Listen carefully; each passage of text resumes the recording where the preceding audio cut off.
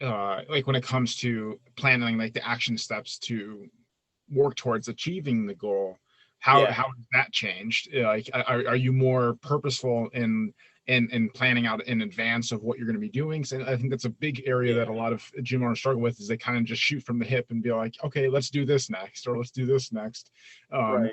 without really any clarity if it's actually moving them in the right direction. Well, I mean, it goes back to like, again, coming into FR in the coaching process, it was like, you guys are talking stuff that makes me feel really kind of uncomfortable to talk about with our members, just personally.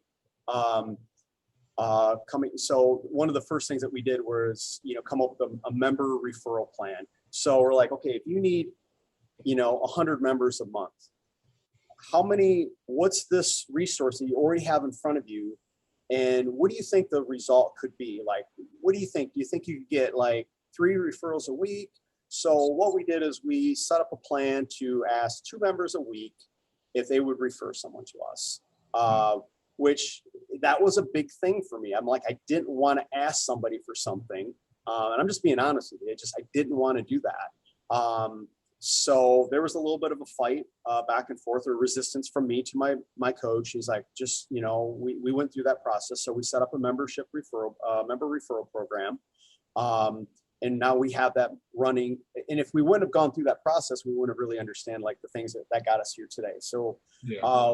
we started that so we could count on X amount of leads per month. So we talk to 2 people a week. That's 8 people a month. We might get 2 people to come in as a lead, and then maybe 1 would sign up. So that's just from outside. And normally we would get more than that. The next thing that we would do is we just started our bring a friend program. So we set up a thing with our program with our members. It's like, hey, this week of this month, we're going to have a full week of bringing your friends in. They can work out for a week with you. And then that was another way to create leads. And these were people that we haven't reached out to before. So setting up these programs or operations on how we're going to do business could generate more leads and not cost us a lot more money. And then our joint ventures. So those are the 3 things that we work on.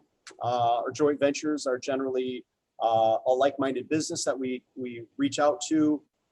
We help them, they help us. We try to send them our members. They'll send us their members if there's something that we're not pushy on that. It's just like, it's something that we focus, we track, and we know how many members come from what joint venture. So we work with a tanning salon, a massage therapist, and a chiropractor.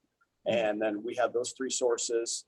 And again, yeah, it worked. I mean, it's not like, it's not like a B&I group. We're sitting there waiting for someone to send you a referral. Like, if it happens, it happens. But we have a way of tracking it because we came up with these QR codes that when their members join, if it came from the chiropractor, the massage therapist, or the tanning salon, they hit their QR code. It goes right into where that member came from. So I know exactly if it came from the tanning salon. And I'm like, hey, how do you like your experience at the tanning salon? Kind of break the ice that way with them.